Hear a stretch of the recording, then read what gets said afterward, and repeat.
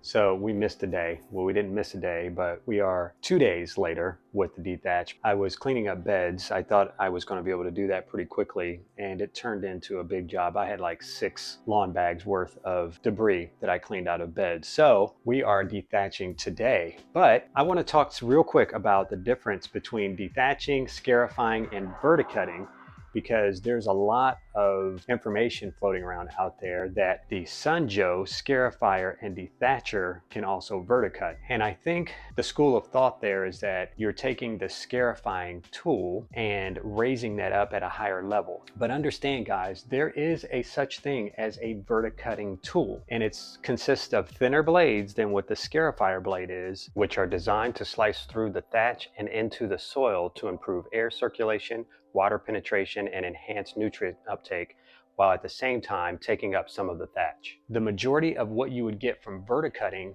is actually live grass. So I'm not going to go into a lot of details about it because what we're doing today is a dethatch. Now, when you scarify, you are actually in the process of the most aggressive form of working in your yard of those 3 things. So to break down the level of intensity, verticutting is the least aggressive, dethatching with the tines is going to be the next least aggressive, and then the most aggressive method is going to be the scarifying. So you have to remember that if you are using the scarifying blades with the intention of verticutting, you're being more aggressive with your turf than you would with the detaching tines raised at a higher level. Just keep that in mind. All right, so one more thing before we get to the thatching, and I'm going to show you how this thing works, because I have not yet done a dethatch in my yard. I've never done it. Here's a little tip, guys. If you core aerate on a regular basis, you probably don't have to dethatch as much. Core aeration actually is a really good thing, and it actually helps break down the thatch that might be in your lawn.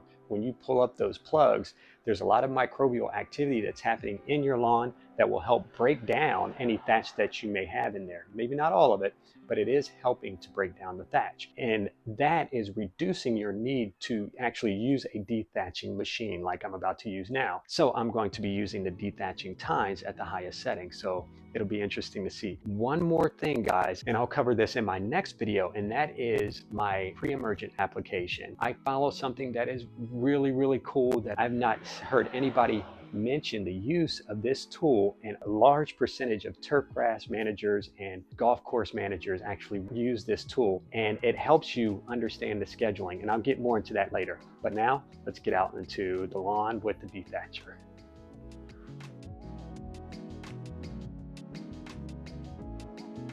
We'll start here and we'll work our way out so that the cord stays out of our way a little bit easier.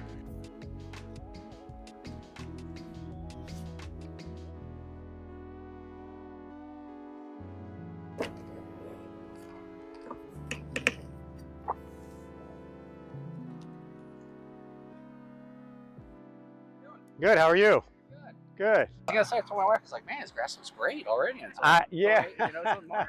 Nice day of the year, you're outside. And it looks great every time Thanks, I walk man. around. I'm like, man, it's only March. It looks Yeah. See you around. Yeah, nice to meet you. Excited to pick your brain about the grass. Absolutely, yeah. All right, thanks to you, man.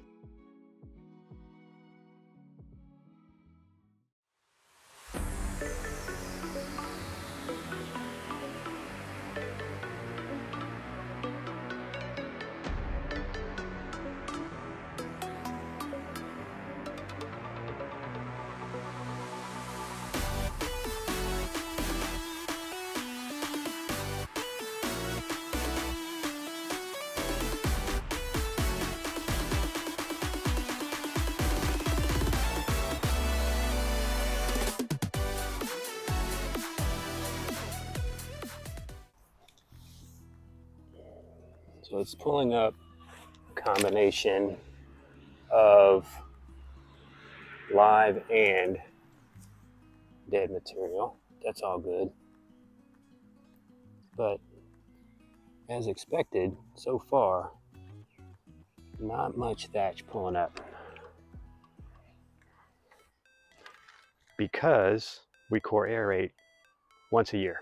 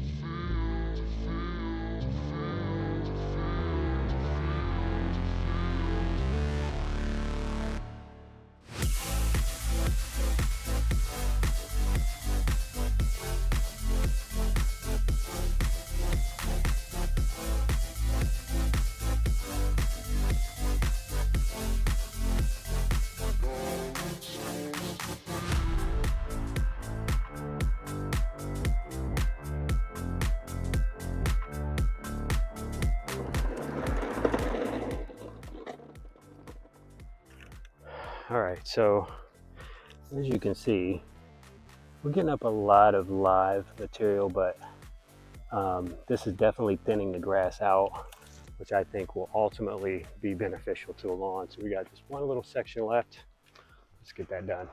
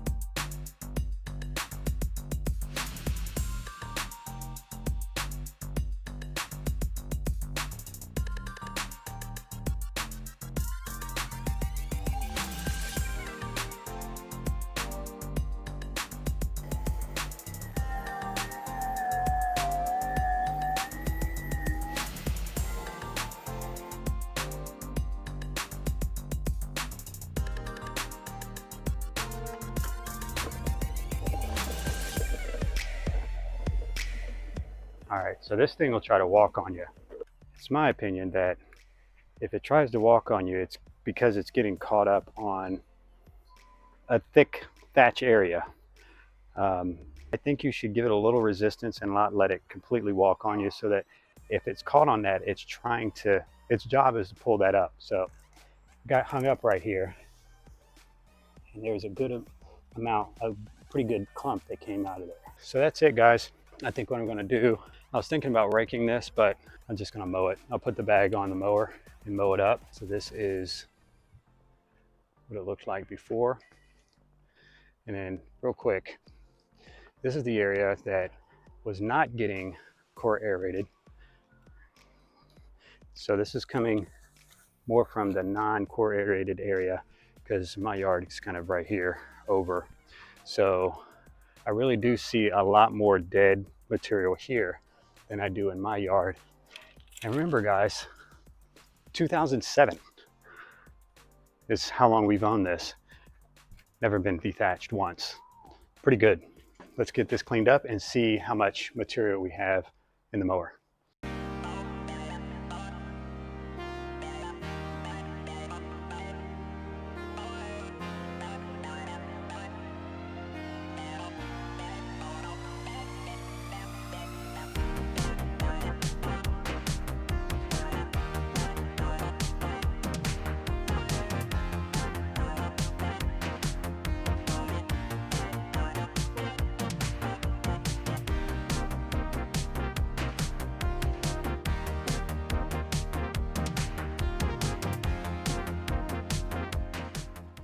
I don't know about you guys, but the Ego mower definitely has less suction power than my gas mower did. So it's not picking up all of the stuff, but it's getting most of it.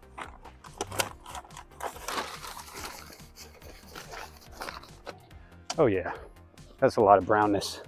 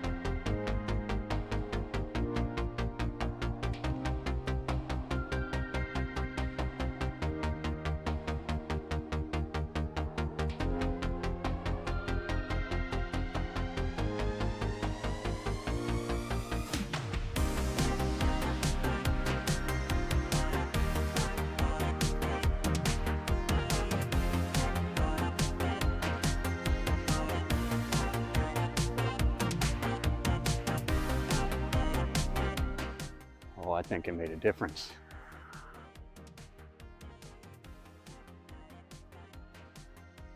There might still be some loose dead material in there, but that looks better. I'm digging it.